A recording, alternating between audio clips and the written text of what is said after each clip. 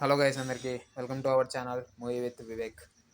Chilli chicken movie review చూసేదానికన్నా ముందు ఈ వీడియోని లైక్ చేసి ఛానల్ని సబ్స్క్రైబ్ చేసుకొని పక్కనున్న బెల్ ఐకాన్ ఆల్లో పెట్టుకోండి. ఈ మూవీ వచ్చేసి అమెజాన్ ప్రైమ్ వీడియోలో కన్నడలో, హిందీలో అవైలబుల్గా ఉంది. తెలుగులో లేదు. ఇక ఈ మూవీ యొక్క రన్ టైం వచ్చేసి అప్రాక్సిమేట్గా 2 అవర్స్ ఉంటుంది. ఇక ఈ మూవీ యొక్క ప్లాట్ లైన్ ఏంటంటే, ఆదర్శ్ అనే అతడు ఒక చిన్న చైనీస్ రెస్టారెంట్ని నడిపిస్తూ ఉంటాడు. కానీ అతడు ఆ రెస్టారెంట్ని అప్గ్రేడ్ చేయాలనుకుంటాడు చాలా పెద్ద లెవెల్లో.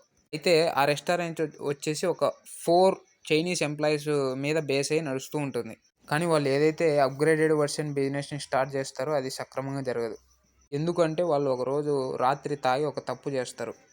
ఆ తప్పు వలన ఆ బిజినెస్ అనేది సక్రమంగా జరగదు. ఇంతకీ ఆ రోజు రాత్రి వాళ్ళు చేసిన తప్పేంటి? ఆ తప్పు వలన ఏం జరిగింది అనేదే స్టోరీ లైన్.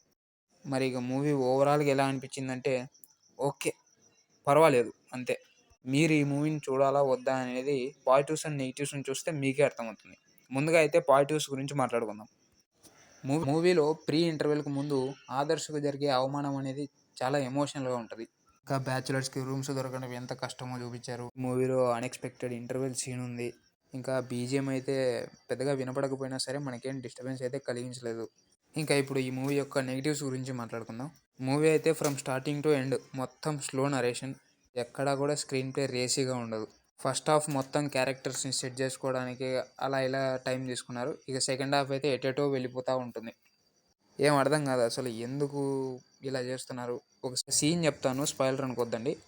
ఆ 4 మెంబర్స్ చేసిన ఒక తప్పు వల్ల వాళ్ళని జైల్లో పెడతారు.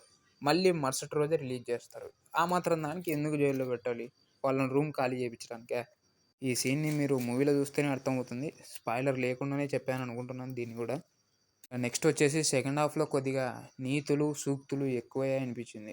వినడానికే కొద్దిగా చిరాకేస్తది. ఇవండి ఈ మూవీ యొక్క పాజిటివ్స్ అండ్ నెగెటివ్స్. ఇక ఓవరాల్‌గా ఈ మూవీ యొక్క రేటింగ్ వచ్చేసి నా వరకు మాత్రమే 2.5 ఔట్ ఆఫ్ 5. మరి ఇలాంటి మరెన్నో మూవీ రివ్యూస్ కోసం మన వీడియోని లైక్ చేసి మన ఛానల్ని సబ్స్క్రైబ్ చేసుకొని పక్కనున్న బెల్ ఐకాన్ ఆల్లో పెట్టుకోండి. మీరు ఈ మూవీ చూసుంటే మీ మూవీ మీకెలా అనిపించిందో కింద కామెంట్ సెక్షన్‌లో పెట్టండి. Thank you all.